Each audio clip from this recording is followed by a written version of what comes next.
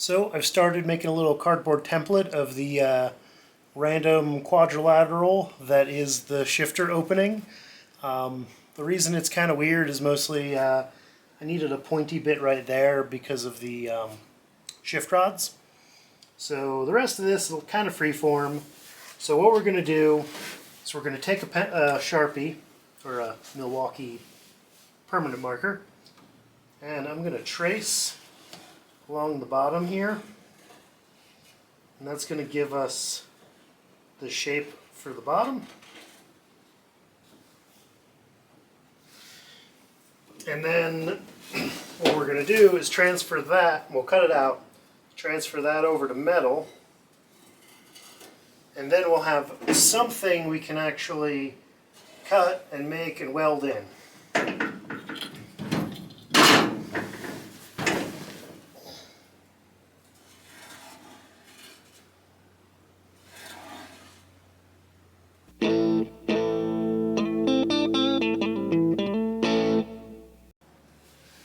Alright, now I'm going to also make kind of a mark where I want the top to sort of be. It's going to be right there. So the top is going to end up being right around here. So I'm going to cut an even band of this off so it sits right there. So now it's time to pull this out.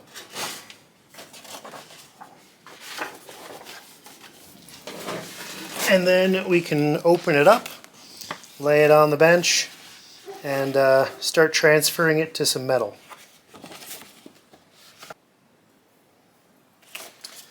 So now we're going to open this guy up.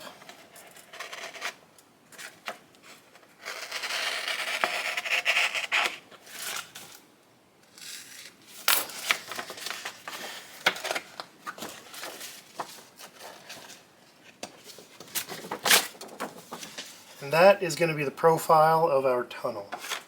So I am, at least in the corners, going to add some tabs that we can fold over,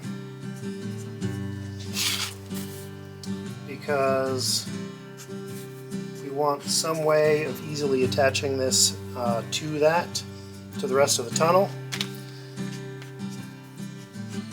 And I think folding over some tabs is going to be probably one of the best ways of doing that. So now more arts and crafts time. We are going to, well, first I'm actually going to go look on the inside. That's my actual mark. I'm going to take a tape measure and that's actually about that's perfectly 3 inches. Didn't even plan that. What I'm actually going to do is just got the idea. Use normal layout tools, but with paper. So I've got, put a bunch of marks.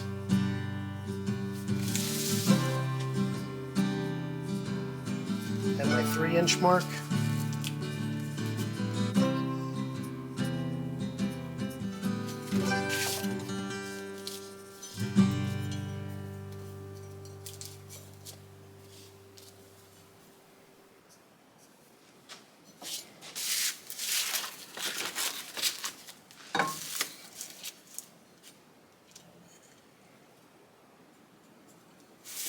I would normally just take this and slide it, but there's not enough mass.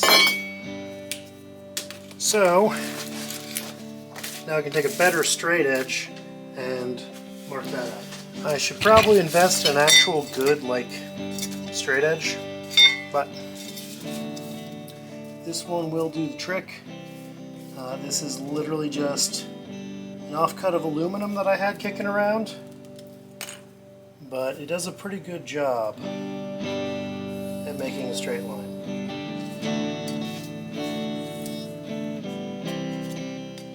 Alright. Now we'll take our scissors and cut that off, because it is Arts and crafts with Eric today.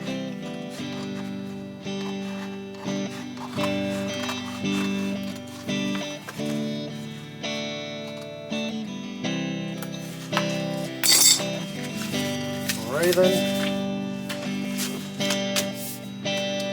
Now to cut the rest of this.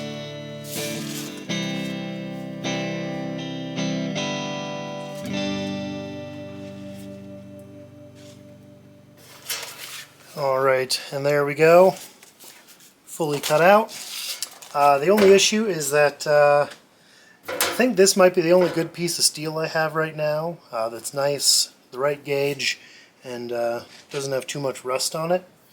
So what we're going to actually do is I'm going to probably take this, cut this down the middle, or not down the middle, but on this edge.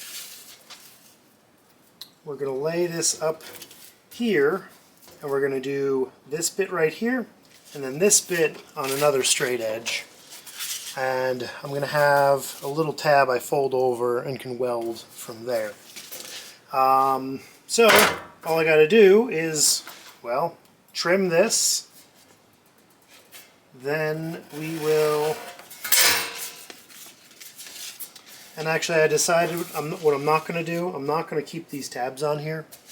So what we're going to actually do is I'm going to trace this, and then I'm going to run a little bit longer, and I'm going to roll a bead that traces all of this. And then when it sits down in the tunnel, what we can do is we'll tack it, but then we're just going to cut do a bunch of pie cuts, and then we can, when it's on the tunnel, hammer those up and fold those to match. And then the bead is going to just be a step so that everything kind of fits and nests on nice and, well, nicely. So, going to get this cut out or traced. And so the first thing I'm going to do is hold this to there with some magnets.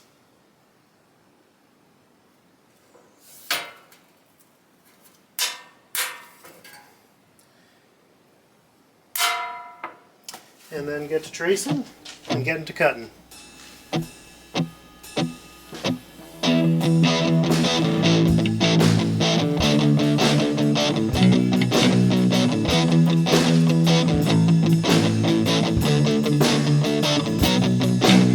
Alright, I got it laid out. The shape's obviously a little bit too squiggly to use the main shear. The steel is a little too heavy to use some snips, so I'm going to break out the plasma cutter. It's been a little while since I've used it, but this is exactly what a plasma cutter is for.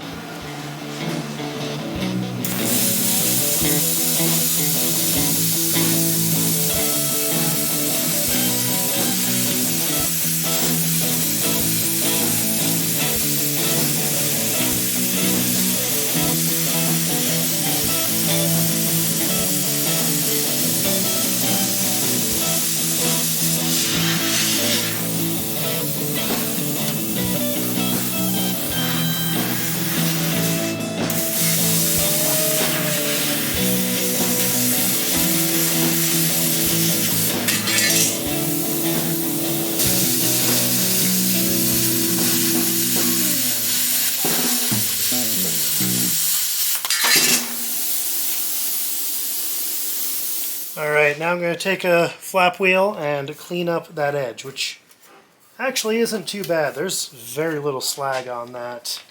I'll just show you. That was a pretty clean cut. Not bad for a cheap, I think I paid 150 bucks for that plasma cutter. Just your standard Amazon special.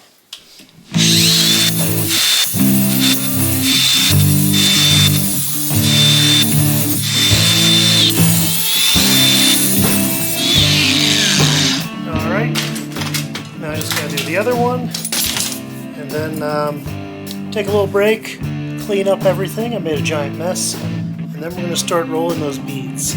I've already started right now tracing this out, so I'm actually gonna do a little bit of a step right there, just to add a little bit of flair.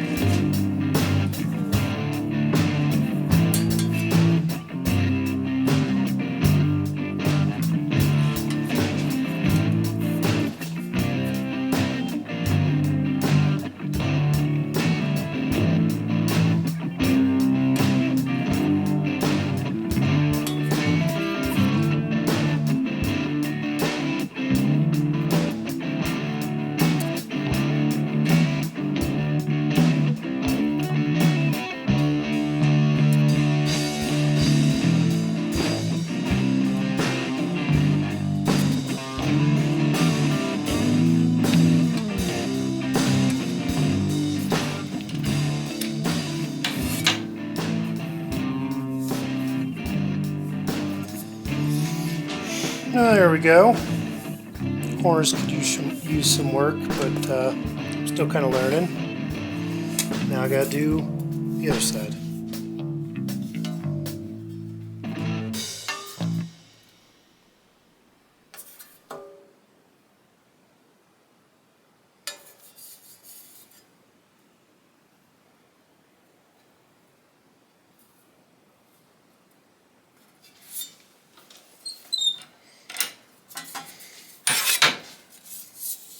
Alright, I think that one looks a little bit better.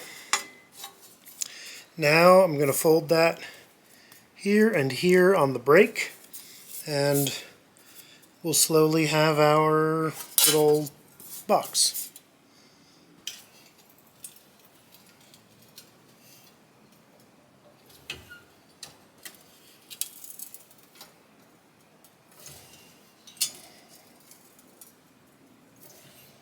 Alright, there we go. Got both halves clamped together. Now the next thing I'm going to do is, well, weld it together. I'm going to put a couple tacks on it, see how that does, and then I can slip it into the tunnel on the truck, and hopefully everything lines up. I kind of eyeballed the angles. I know this one's pretty good, and I know those are both about 45. So hopefully, or both of those are about a 90. I don't know what I'm talking about. But so hopefully this should be pretty close. If not, I can tweak it. But we'll get that in there, but not tonight because it is 11 o'clock. So I'm going to do that tomorrow.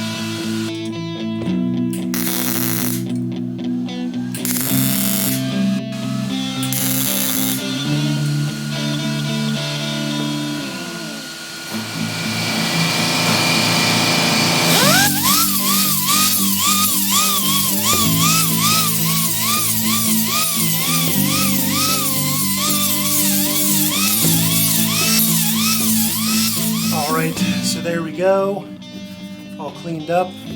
Now let's see if it fits in the hole.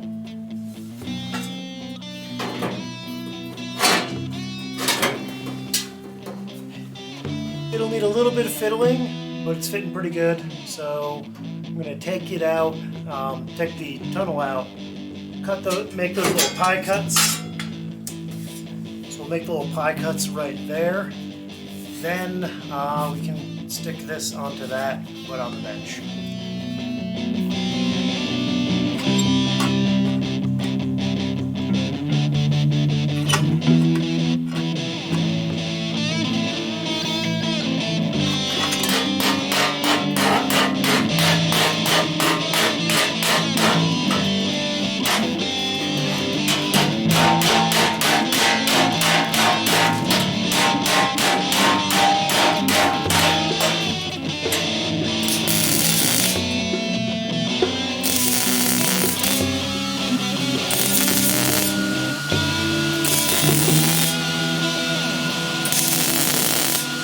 Alright, so there we go, folded over and tacked into place, nice and strong and secure.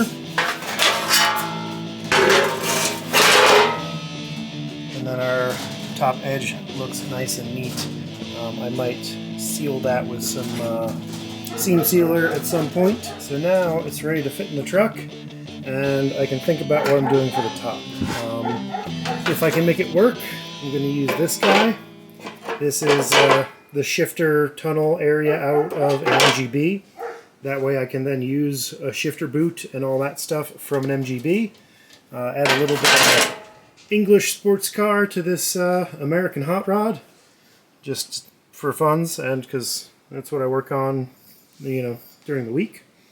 So yeah, let's stick it in and see how it looks.